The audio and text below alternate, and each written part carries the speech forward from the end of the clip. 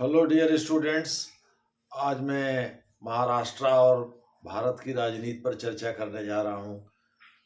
सुना जा रहा है कि शरद पवार आरएसएस और बीजेपी से नज़दीकी बढ़ा रहे हैं। आरएसएस की तारीफ भी कर रहे थे। शरद पवार को पहले महाराष्ट्र राजनीति का चाणक्य कहा जाता था, लेकिन शरद पवार को अमित शाह ने धूर्त बता दिया। अभी परसों शिरडी में अमित शाह थे, जहां उनके रिस्पॉन्स से निश्चित रूप से शरद पवार जी खुश नहीं होंगे। उनको लगा होगा कि भाई नरेंद्र मोदी से तो मिले थे संतरे के किसानों की समस्या को लेकर के, संतरे की पेटी वगैरह भी ले गए थे। वो सोच रहे होंगे कि मोदी और अमित शाह अलग हैं, लेकिन सच्चाई ये है कि अमित शाह वही करते हैं जो मोदी चाहते हैं। चूंकि अमित शाह उनके सबसे भरोसेमंद व्यक्ति हैं, केवल गुजरात के होने की वजह से नहीं, इस वजह से भी अमित शाह के दिल में बहुत सारे राज हैं जो मोदी जी के वजह से उन्होंने छिपा रखी है।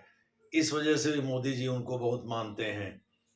तो अब शरद पवार की ये गलतफहमी हो सकती है कि अमित शाह और मोदी अलग अलग हैं, लेकिन सच्चाई तो यही है कि ये दोनों एक ही हैं।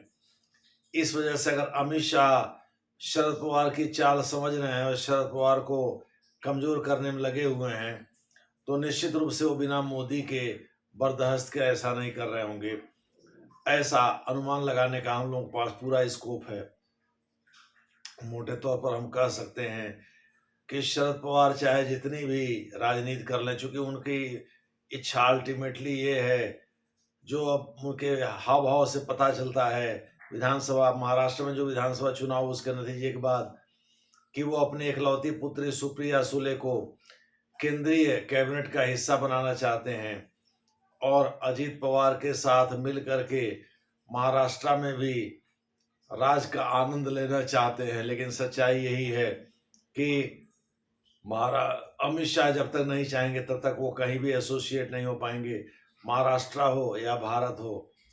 मोटे तौर पर हम कह सकते हैं कि अमित शाह को नाराज करके शरद पवार यह खेल नहीं खेल पाएंगे, क्योंकि अमित शाह की नज़र में वो चाणक्य नहीं, वो एक धूर्त आदमी है।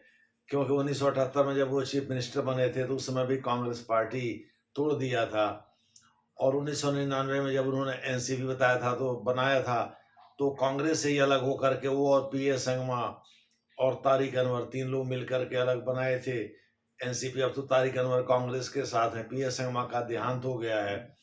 तो शरद पवार इकलौते व्यक्ति हैं उस गुट के जो कि जिंदा हैं, जो अभी भी एनसीपी शरद पवार गुट को चला रहे हैं। तो भले ही महाविकास अघाड़ी में वो हैं, लेकिन दिल से नहीं होंगे, मुझे जहां तक लगता है। कारण ये है कि न तो केंद्र में सत्ता में आ पाई कांग्रेस, न तो राज्य विधानमंडल के चुनाव में या विधानसभा के चुनाव में, विधानसभा के चुनाव में वहां शरद पवार का गुट या शिवसेना उद्धव ठाकरे का गुट कोई कमाल कर पाया, ना कांग्रेस कमाल कर पाई। यानी कि लोगों का मोह इन लोगों से भंग हो गया, क्योंकि लोकसभा में झूठ झटाई तो चल गई, लेकिन विधानसभा में ये नहीं चलेगी। तो अमित शाह शरद पवार को एक धूर्त के रूप में चित्रित करते हैं, क्योंकि बिना उनके शह के अजीत पवार जब इसके पहले डिप्टी चीफ मिनिस्टर बने थे और देवेंद्र फडणवीस के साथ उन्होंने सुबह सुबह आला सुबह शपथ लिया था, उसके बाद शरद पवार पलट गए थे और उन्होंने उद्धव ठाकरे को चीफ मिनिस्टर बनवा दिया और उनको डिप्टी चीफ मिनिस्टर बनवा दिया। तो अजीत पवार को उनका सारा गेम समझ में आ गया शरद पवार का। उस समय तो वो चाणक्य थे, लेकिन बाद में अमित शाह ने विधानसभा चुनाव के बाद ये समझाना लोगों को शुरू कर दिया कि भाई वो चाणक्य नहीं हुआ, बल्कि महाराष्ट्र राजनीति के एक धूर्त आदमी है और उनके ऊपर भरोसा नहीं किया जा सकता। तो बीजेपी से नज़दीकी बढ़ावें या आरएसएस से नज़दीकी बढ़ावें, उनके नज़दीकी बढ़ाने से होता क्या है, जब तक अमित शाह नहीं चाहेंगे तब तक वो इन दोनों गुटों के करीब नहीं आ सकते। इसलिए अब नरेंद्र मोदी से केवल बातचीत करने से कुछ नहीं होगा, जब तक कि अमित शाह नहीं चाहेंगे। उनको गलतफहमी हो सकती है कि अमित शाह और नरेंद्र मोदी अलग अलग हैं, लेकिन सच्चाई ये है कि अमित शाह वही करते हैं जो नरेंद्र मोदी चाहते हैं। देखना है आने वाले समय में महाराष्ट्र और भारत की राजनीति में किस तरह का टर्न मिलता है। धन्यवाद।